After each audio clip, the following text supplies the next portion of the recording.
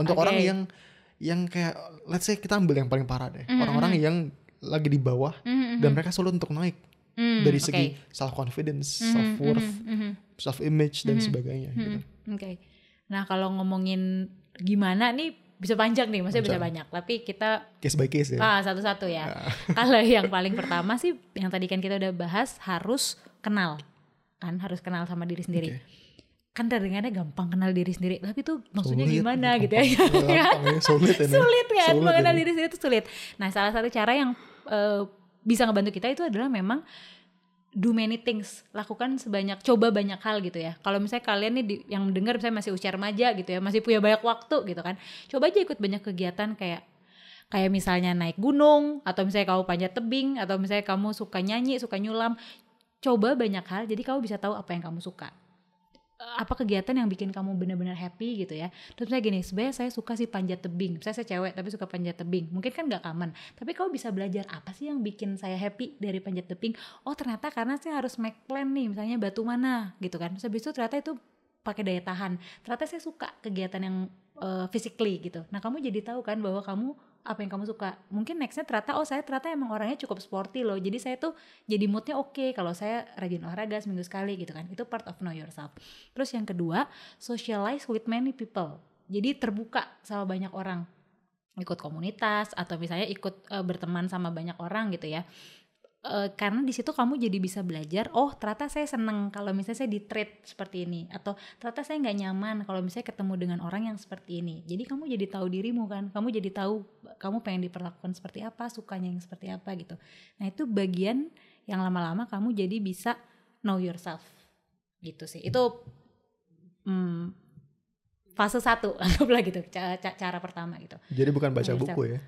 Baca buku, kalau if you love to read a book ya nggak apa-apa, baca buku nggak apa-apa gitu. Tapi sebagai gini, karena yang paling penting, baca buku penting, tapi yang paling penting adalah reflect. Jadi poin dari ini adalah reflect. Saya baca buku, ya baca aja ya something, tapi kamu reflect apa sih yang saya suka dari buku ini, atau kayak setelah baca buku ini, kayak kamu kan suka banget baca buku tuh, maksudnya suka baca dan lumayan lah. Ya kalau kita ngobrol kayak kamu suka baca buku, dengan podcast. Banyak yang lebih dari Oke. Nah itu kamu tuh jadi dengan baca buku itu oke, tapi kamu reflect apa sih yang saya suka dari buku ini, atau what can I learn from this book. Itu sih yang penting gitu, apa yang bisa kamu ambil dan kamu bisa praktekin buat diri kamu. Itu menarik sih. Jadi distinctionnya itu bukan baca buku atau interaksi sama orang. Itu tuh dua-dua itu hal yang sama, karena itu eksternal kan ya. Itu jadi, kayak apa ya, wadahnya lah gitu anggapnya caranya, atau cara input gitu. Tapi harus diproses di internal gitu. Itu kuncinya mungkin refleksi.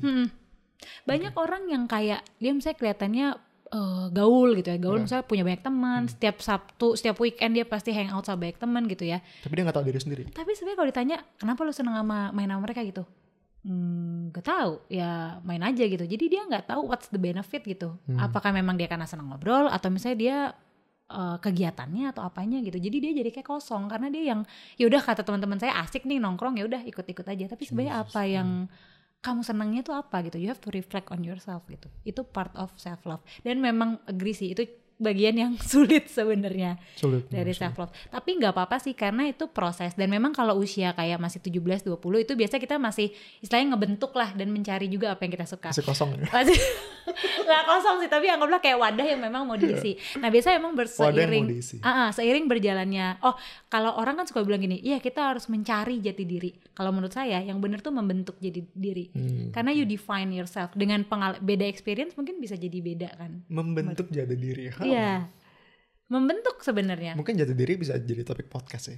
Itu menarik sih. Another topik. Jadi sebenarnya karena ada yang namanya nature, bawaan ya. Memang kepribadian tuh juga ada trait, itu berkaitan dengan struktur saraf dan sebagainya. Ada banget nih, ya kan? ada banget. IQ even. Yes. IQ kayak. Oke. Ya kan? Tapi ada yang namanya nurture, jadi lingkungan. Jadi diri seorang Andre, seorang Astrid itu kan mash up di antara nature dan nurture itu kan. Jadi tapi kita punya part, kita bisa bentuk loh. Kita sebenarnya bisa juga ngebentuk, dan apa yang kita dari tadi eksplorasi diri, apa yang kita suka, diperlakukan seperti apa gitu.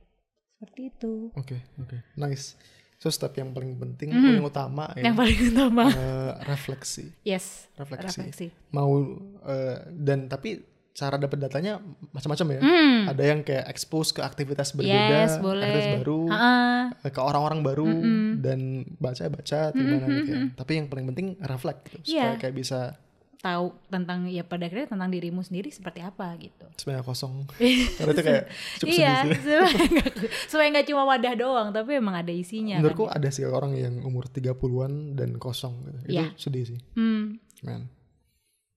Gitu. Hidup yang kayak gitu tuh kayak hidup di atas, berjalan di atas kulit telur gitu. Kalau retak dikit itu bisa runtuh semuanya. Karena kalau step pertama aja nggak ada, boro-boro dia bisa self love kan. Dia bisa mencintai diri sendiri tuh kan. Dan karena dia nggak ada self love, maka dia nggak resilient gitu. Mungkin itu logiknya. Oke. Step pertama itu ya. What's next? Nextnya sesudah kita mengenali diri sendiri, itu juga termasuk mengenali kekurangan dan kelebihan gitu ya. Yang nextnya itu tadi kita ngomong soal self compassion ya, self compassion tadi. Jadi self compassion itu kan sebenarnya menyayangi diri sendiri. Self compassion itu bicara tentang lebih kepada ketika kita menoleransi diri kita ketika kita sedang berbuat kesalahan. Nah self compassion ini itu bisa dipraktekin. Nah prakteknya itu dengan self talk. Sebenarnya paling itu tuh dengan self talk. Contoh konkret dia gitu. Misalnya aku gitu ya, misalnya aku gagal dalam sebuah promosi jabatan katakanlah. Terus kadang-kadang kan kita tuh bisa jahat banget sama diri kita sendiri ya, ngatain emang nih si Astrid, ngomong ke diri sendiri, emang si Astrid nih emang kamu tuh bodoh deh, nggak bisa presentasi, nggak bisa perform dan sebagainya, pakai labeling kan gitu.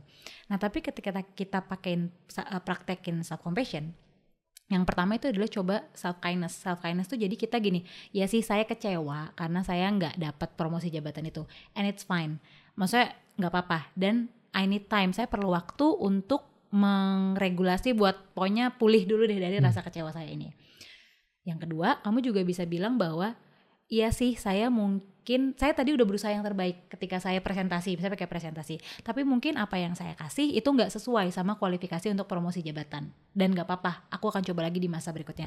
Jadi kamu ngomong gitu ke dirimu sendiri instead of yang tadi labeling, misalnya kayak saya bodoh, saya bodoh, saya nggak benar, saya segalanya gitu ya, dan pokoknya fokus sama negatif, tapi coba ganti dengan kalimat itu. Nah kalimat itu kalau misalnya lagi saya praktek nih ketemu klien, saya suruh mereka ngomong di depan kaca gitu. Misalnya mereka lagi ngerasa bad about herself gitu ya, suruh ngomong depan kaca, nggak kok, nggak apa-apa gitu. Jadi praktekin self compassion. Biasanya kalau memang dia punya issue dengan self love itu awkward untuk bisa kayak ngomong di depan kaca ya gini-gini, tapi nggak apa-apa, itu practice every day gitu. Jadi kamu ngomong sama dirimu sendiri bahwa it's fine, it's okay, tolerate the mistake gitu ya. Tapi bukan kayak udah bodo amat, tapi kan kamu tahu saya salahnya di sini, besok saya lebih baik lagi. Nah itu salah satu cara untuk self love, mempraktekkan si self compassion itu. Gitu. Ada banyak sih. Kayak gitu ya. Bener-bener kayak ngomong sama diri sendiri, kalau perlu ngomong sama kaca. Kalau kayak dia bener-bener doesn't have a clue gimana mulainya, benar-benar cari yang konkretnya yang bener kaca, ngomong gitu. Ngomong sama kaca. Itu yang ada yang pakai istilahnya tuh kalau sekarang afirmasi positif. Afirmasi, betul. Yes, itu juga bagian kayak kamu kuat kok, kamu bisa gitu. Kamu ngomong di depan kaca diri sendiri. Dan itu kan kalau kita ngomong di kaca kan seperti seolah-olah ada orang yang ngomong ke kita. Even though itu kita diri kita sendiri. Tapi kita menerima kata-kata itu gitu kan, dan itu jadi afirmasi buat kita. Kalau ada orang yang mungkin lebih nyaman ditulis gitu ya, kayak nulis juga nggak apa-apa, aku boleh. Nulis dulu. Aku nulis afirmasi dulu. Tentang dirimu sendiri. Bukan, aku nulis ya. Saya ingatku ini ya, aku nulis kayak I, Andreas Handani will dulu aku ini kan uang gitu kan. Jadi kayak will dapat uang sekian gitu di Upwork. Dulu aku kerja di Upwork freelancing platform gitu. Jadi kayak I, Andreas Handani will make X amount on Upwork gitu. Terus berlembar-lembar tuh setiap sehari selembar gitu. Bolak-balik seingatku. Jadi ada tuh, masih ada sampai sekarang kalau nggak salah, buku-bukuin notes-nya kayak afirmasi. Jujur aku nggak tahu sih itu benar apa enggak. Oke. Baru mau nanya gimana Andre itu sudah nulis itu. Tapi bersyukur sih tercapai gitu. Tapi aku nggak tahu itu karena itu atau karena apa. Nggak tahu sih. Tapi jujurnya kalau disuruh pilih, aku merasa lebih suka yang ngomong sendiri di depan kaca tuh. Yeah. Itu kayak lebih gimana gitu. Iya, lebih powerful, lebih powerful ya, mungkin beda-beda sih tiap orang. Tapi memang ketika kita ngomong itu karena kita benar-benar kayak say it dan kita denger itu kan. Jadi kita itu kayak lebih juga muka, kayak bayangan gitu sih. Jadi kayak lebih real gitu experience-nya gitu. Kalau nulis kan itu mungkin kita nggak ngomong tapi kita nulis aja baca. Tapi ketika itu kan emang lebih real sih ya, kita ngomong kayak tadi kau bilang, ngeliat, ngomong, denger juga gitu. Jadi itu benar. Iya, the power of words sih. Maksudnya aku percaya sama audio visual berarti ya. Audio dan visual. Kalau ini cuma visual. Lihat doang gitu kan. Visual doang gitu. Tapi ini ada audio visual juga dan benar-benar real experience gitu. Itu sih. Oke. Jadi itu yang kamu maksud dengan latihan setiap hari gitu ya. Benar-benar literally latihan yang literal gitu ya. Yes. Self compassion dan itu prakteknya setiap hari.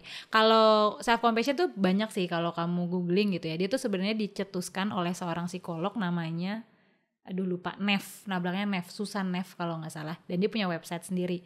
Jadi kalau mau praktekin itu kalian bisa masuk websitenya dan itu banyak latihannya. Salah satunya ada kayak menulis juga. Menulis tuh lebih kayak menulis surat untuk diri sendiri.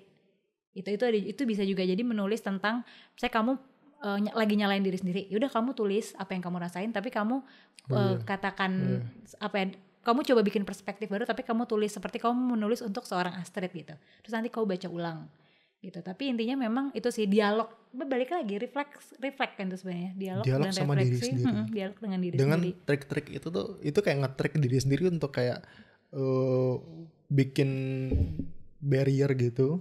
Padahal nggak ada barriernya gitu kan. Tapi dengan third perspektif, menurutku itu guna sih untuk kalau surat gitu. Kalau surat itu juga powerful sih. Karena kayak benar-benar bisa banget berasa kayak nulis untuk teman gitu. Yes, tapi ini untuk diri sendiri. Iya, menarik. Kamu punya ini nggak? Kamu punya saran nggak untuk orang yang awkward gitu? Pas kayak udah di kaca nih kan, misalnya nih ya, misalnya karena gini cerita, aku tuh beruntung karena aku punya orang tua yang misalnya nih ya, orang tua yang mencintai aku dulu. Tapi kalau orang yang sayangnya nggak dicintai orang tuanya, kan aku yang kamu tahu apa ada dampak-dampaknya ya, dampak ke self confidence dia, cara dia memandang diri sendiri, dan mungkin itu membuat dia tuh punya self love yang nggak ada pretty much gitu. Nah, untuk orang kayak itu kan unfortunately akan sangat sulit untuk mulai. Mungkin langkah pertama tuh yang paling sulit tuh kan. Kamu punya saran nggak untuk gimana cara untuk berani ngambil langkah pertama dan untuk nggak awkwardan gitu, untuk orang kayak gitu. Oke. Kalau misalnya case-nya kayak yang tadi Andre bilang tuh ya, itu kan sebenarnya memang dia punya isu ya di masa lalu. Ketika misalnya dia udah mencoba untuk self love dan masih ngerasa awkward, coba praktis gitu ya, masih ngerasa awkward dan kesulitan, kalau saran saya memang mencoba ketemu ya professional help sih. Oke, kenapa? Konselor, karena gini, kalau misalnya orang yang memang dari dulu kayak kata Andre, dia nggak pernah disayangin orang tuanya misalnya, jadi dia tuh memang udah living di dalam sebuah, dari kecil dia sudah punya mindset, karena itu kan ngaruh ke perspektif ya, bahwa ya udah emang saya nggak ada maknanya, saya nggak ada harganya, saya emang ya orang tua itu kan orang pertama yang kita temui di dunia ya, jadi sebenarnya orang tua itu benar-benar punya banyak pengaruh sama ketika kita nanti berkembang.